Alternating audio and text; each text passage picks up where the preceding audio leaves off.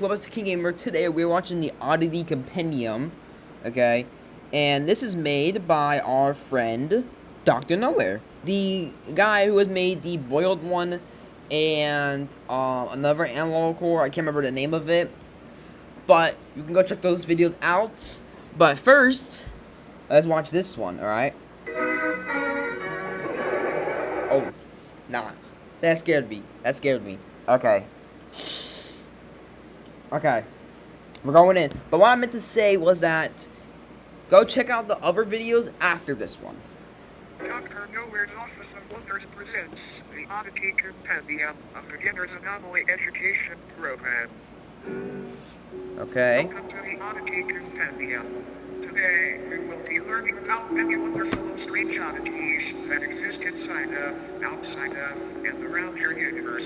These strange phenomena can range anywhere from life forms, products, and organizations to even anomalous time periods. Important. The following information has been acquired from realities that may be separate from the one you are currently residing in. Please be aware that knowledge or comprehension of incompatible information may result in a conscious reality fracture. Alright. Here we go. Okay. This looks creepy.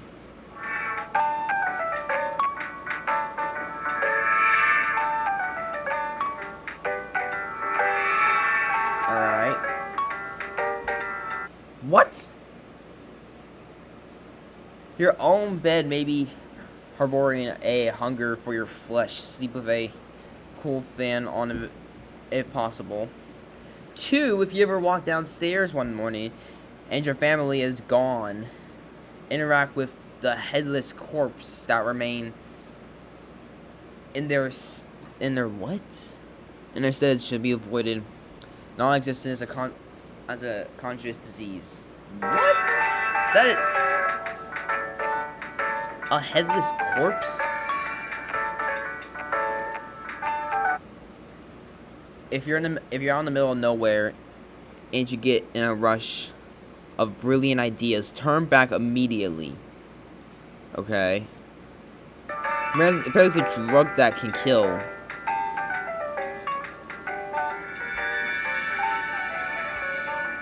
Okay. Flesh beads. Flesh pets or mattress folk are... What the hell is that? That thing's ugly as shit. Bro, what? No, that's creepy. I don't like that. Oh, great. So I gotta deal with this guy underneath my bed. Great. I can't even sleep without this guy coming trying to kill me. Good thing my bed is metal. Okay. Well, wait. Isn't that the bed? Oh, it's a mattress. I'm a dumbass. I'm thinking about the frame. However, I thought I just about the frame. I'm like, bro, the frame's made out of metal. But no, it's about the mattress. First discovered in the late 1960s when a mattress company was surveying excess storage. Upon finding many seemingly pristine mattresses that had not been sold, they gave them away to thrift shops and people in need. Alright. People who received them at mattress folk initially had no issues with faux beds. It wasn't until the air began to... Why is that son of a face? From their uneventful hibernations. The first reported victim was 19-year-old Alice. I'm assuming they blurred the head, but why did you have to blur it like that? She had been sleeping on a flesh bed for roughly 6 months before her sudden disappearance. After noticing the stench of sulfur and rot originating from her bed, her family called authorities, and the inside of the mattress revealed a feasting parasite, several hundred human bones, and a half-digested Alice. Oh. The method in which mattress folks sustain themselves is by waiting for the body heat of a host to wake them from their dormant state. Kind of like an egg, but not nearly as tasty. After they wake, they slowly unfold themselves from their soft mattress-like bodies. This process is very gradual and happens underneath its... Yo, nah. Stop coming out the bed like that, bro. So as not to be detected. After roughly a month, oh my this gosh. process on a night 70 degrees Fahrenheit or higher, its head and arms fully emerge and pull the sleeping host into its body, where prey is slowly digested. Oh! Not much is known about how these sleeping beauties came about, but it is theorized that since they are subhuman, they were once a branch of Homo sapiens that merged with the Mycelial network many years ago. Right. Autopsies of flesh-dense digestive systems have revealed DNA samples from thousands of different people in each instance, some even tracing to people born during the 1600s. Another Okay. odd thing to note is that the mattress folk themselves contain DNA belonging to humans as well. One instance shared DNA in a blood type with Napoleon Bonaparte, leader of the French Republic during the time that the mattress folk were assumed to have come into existence. All in all, it might be a good idea to throw out that mattress that feels just a bit too warm lately. You might be sharing it with something unwanted. Good night. Nah. Sleep tight. No. Bro, if I ever heard this feel like in real life, I would never sleep with a mattress again. I'm sorry. I'm not having this thing eat me. Okay? I'm gonna sleep on the couch. Unless they have a couch just like that, then I'm The screwed. headless macrocosm is a sub-reality nearly identical to Earth, save for the fact instead of humans, pale headless corpses remain. Ew, what are those? I guess those are the headless corpses you're talking about. These corpses, though technically dead, do weakly breathe through the holes in their necks. Their hearts have also been observed to begin convulsing at seemingly random intervals. These beings are identical in appearance to one Oh, another these guys are aside big. Okay, they're tall. physical dimensions, which can vary severely between each corpse. The headless sub-people dwelling in this pocket reality have been observed changing their behavior when humans have physically interacted with The them, arms are and so observed we gain a skinny. level of awareness and vitality when such Look at that events shit. occur. It's There are skinny, bro. approximately 2,393 As long as they all got members strong bones, residing they're in pretty this easy to reality, break. all from parallel Earth. Maybe. Every single resident recounts waking up in the headless macrocosm after falling asleep under strange circumstances back in their home realities. No one back in their own parallel homes remembers their faces or identities, which leads to the belief that this place could be a form of anti-reality, a waste compartment of the universe used for aspects of reality that are useless or harmful to existential fabric. The humans Alright. that live in the headless macrocosm are assumed to be taking shelter in abandoned structures and banding together to search for plant-based food during the warmer times. Fun fact. Humans have coined multiple terms and nicknames for these headless corpses, such as stumpies, cranes, and ichabodies. Despite Alright. this sub-reality being detached from main reality, an incident took place which created a temporary tier between the two. A man residing in the headless macrocosm was walking through a field with a small house in the center. Upon reaching the house, the man unintentionally brushed up against one of the breathing bodies. This body, just before motion was aside from belabored convulsions, sprang to life and removed the head of the man. It then proceeded to attach the severed head to the stump of its own neck. The man's name was Michael.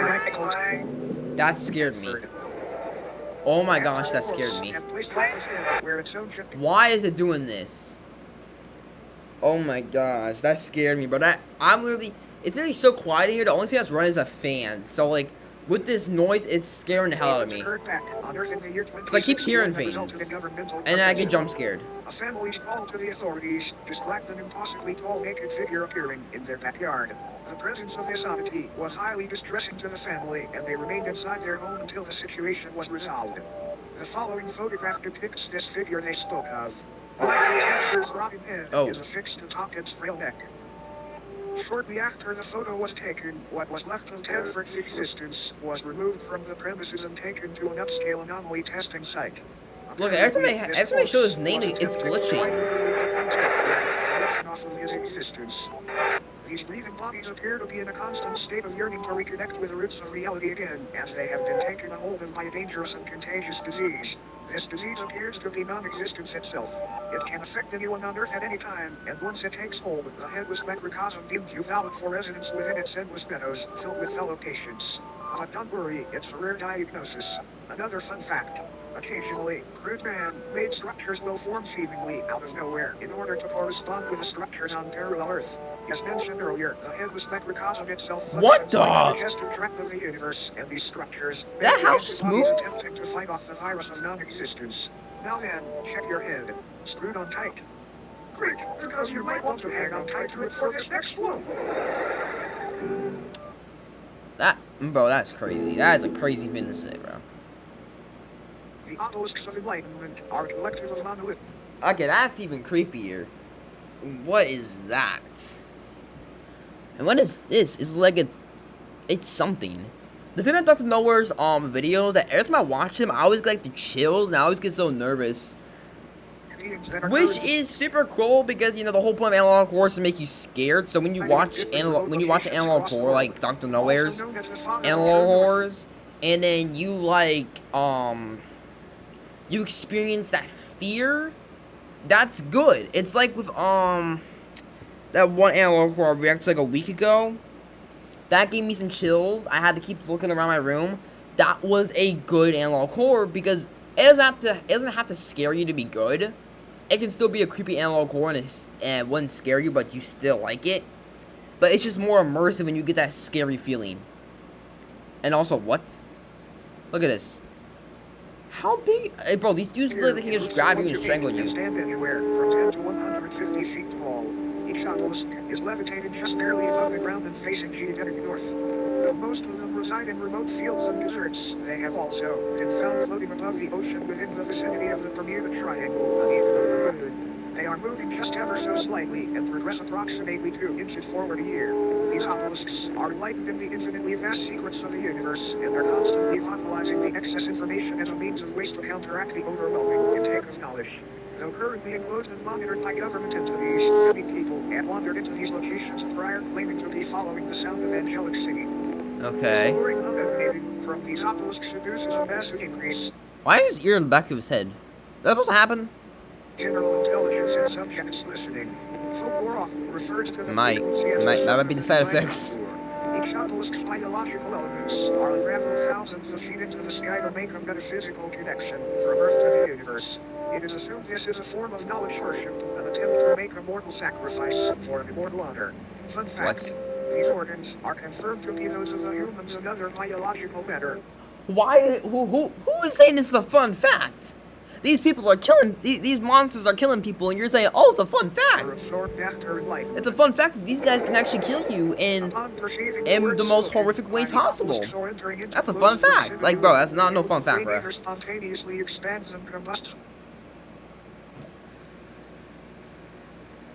Oh, wow. This ain't fun facts anymore. Talk about being open-minded. Whenever a subject is able to comprehend this knowledge, they are biologically absorbed into the obelisk, becoming wholly unified with a being. It is not entirely understood how these anomalies were brought into existence, but they seem to be tears in the fabric of reality akin to black holes. Many speculate that these rifts were opened by ancient giants who were dissatisfied with okay, so they just take their heads and send them up to outer space? Skeletons have been found underground adjacent to obelisk sites, further supporting this idea. When the obelisks made their debut on Earth, they aided in the construction of the pyramids of Giza by bestowing digestible levels of sacred knowledge onto Egyptian pharaoh Khufu after he was lured into the desert by their beckoning hordes. This knowledge would help Khufu rationalize a possible blueprint and method for building these grand tombs, and they were made into the shapes of pyramids as a tribute to the divine structures. All in all, these obelisks may seem malevolent, but it's important to remember that no physical pain could ever outweigh the aid of knowledge.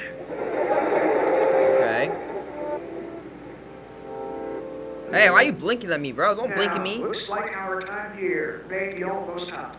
But before you go, it's time for a bonus oddity. No.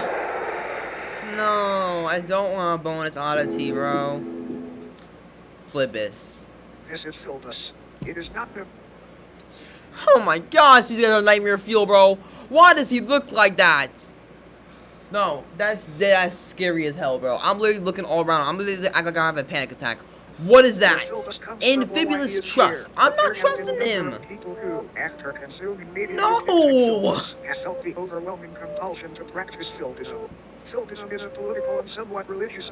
Oh my gosh. He's taking the form of a chair. This is even worse. We got a monster taking over the form of a bed. Now we have one that's taking over a chair. Like, what? Which centers around the belief that building/consuming chairs and other wooden furniture is honoring Philbus' great sacrifice. It is not clear. Oh, and don't even get me started on the headless guys that can just stand in bushes and grab you. We can't forget about that. Like, bro, this is scary. promoting/discussing share consumption on obscure internet forums. Praising the fictional political Oh my candidate known as gosh. Silvus, who is set I don't to want to advocate roast for this making dude. Kind of furniture scary. He's gonna jump out of this consumption feet and grab me, socially accepted and bro. widespread practice. There are so many Don't wave at me. Don't wave at me, bro. No. No, bro. Stop waving at me. Oh my gosh, bro. Will eventually result in it becoming a sponsorship or advertisement of sorts. We have no idea how to avoid this. Sorry.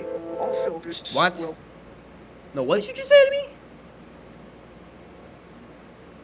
We have no idea how to avoid this. Sorry. What do you mean? What do you mean you have no idea how to avoid this? Don't tell me sorry, bro. Nah, you ain't sorry. Okay, you go get me killed. You have no way of telling me how I'm actually gonna survive this Not in shit. any way sponsored by Filtism. This is for educational purposes only. Filtism does not even exist. Oh my gosh, I'm not buying your chair. Does it look like I want to sit on you? No! No, I don't want to buy your chair. I don't want to sit on you. Okay, I just want to buy a normal chair. Process will now commence. This purely auditory procedure will ensure you do not come away from this with any ailments from beyond contract during your viewing experience. Please close your eyes and do not open them until told to do so. I'm leaving them open.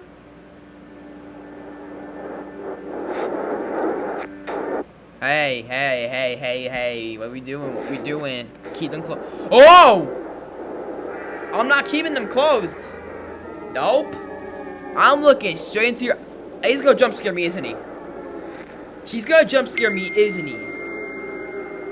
He's gonna do it. He's looking at me. He's telling me to keep them closed, but I'm keeping my eyes open.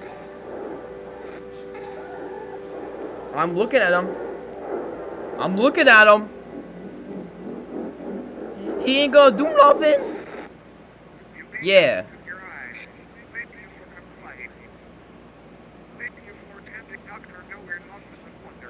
I don't. This ain't no Dr. Nowhere's Office of Wonders. This is horror. Okay, that's crazy. But yeah, that's gonna be it for today's video. I hope you guys enjoyed. Make sure you do leave a like, subscribe.